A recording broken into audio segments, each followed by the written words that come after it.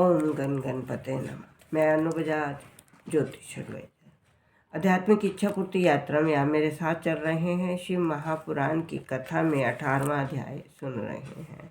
ब्रह्मा जी ने कहा, हे नारद, जब राजा हिमाचल ने पुरोहित एवं नाई के झगड़े का हाल सुना तो उन्होंने दोनों को अपने पास बुला कर ये कहा कि तुम दोनों गिरजा के वर का हाल कह सुनाओ।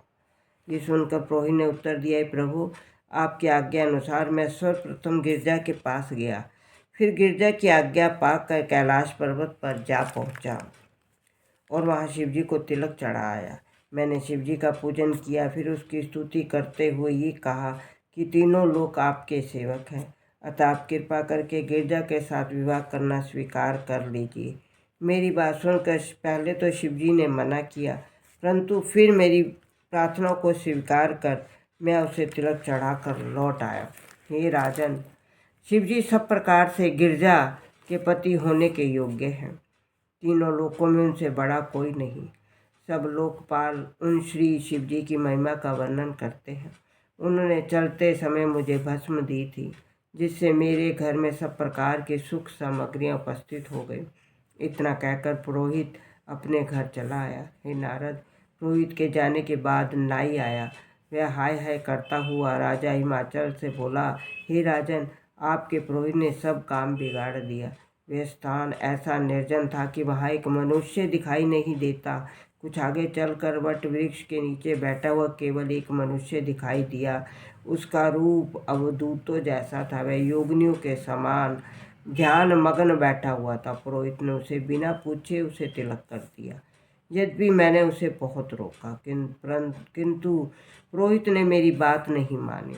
उस अवधूत के पास एक बैल के समान और अतिरिक्त कुछ नहीं था। चलते समय उसने हमें कुछ धन भी नहीं दिया, केवल एक एक मुट्ठी भस्म पकड़ा दी। हे राजन, जो सच्ची बात थी वह मैंने तुम्हें कह सुनाई। अब आप जो उचित समझे वे करें। हे नारद, इस समाचार को सुनकर हिमाचल को तो कुछ खेद हुआ, परंतु मैना बहुत चिंता में पड़ गई। उन्होंने हिमाचल से कहा, हे स्वामी, मैंने जब से ये सुना है कि पुरोहित ने एक भिखारी के साथ मेरी पुत्री का विवाह निश्चित किया, तब से मुझे बहुत चिंता हो रही है। मैंने ये भी सुना है कि वे अवधूत बहुत करूप, असक्त, मूर्ख है।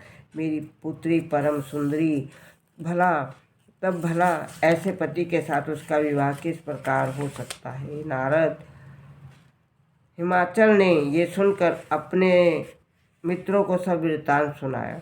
तब उनमें से किसी ने भी ये नहीं बताया कि तुम धन्य भाग्य हो जो गिरजा को ऐसे श्रेष्ठ पति की प्राप्ति हुई। किसी ने कहा कि ऐसे वर के साथ विवाह करना उचित नहीं, गिरजा का विवाह तो किसी राजा के साथ होना चाहिए था। हिमाचल ने उन सब की बातें सुनकर उत्तर दिया, हे भाइयों, जो भगवत इच्छा होती है उसमें किसी का वश नहीं चलता। ये कहकर हिमाचल ने सब वृत्तांत कह सुनाया, जिस प्रकार सब देवताओं ने गिरजा के साथ विवाह का करना स्वीकार किया था। फिर उन्हें ये श्राप भी बताया, देखो, शिवजी की भस्म के प्रताप से हमारे पुरोहित के घर किसी प्रकार की कमी नहीं रही। उन्होंने ये भी स्वीकार किया कि इन सब बातों पर भली भांति विचार कर आप मुझे अपनी राय दीजिए, उसी के अनुसार मैं आचरण करूँगा। शिव महापुराण की कथा सुनने के लिए आप मेरा अगला वीडियो देखिए। ओम नमः शिवाय।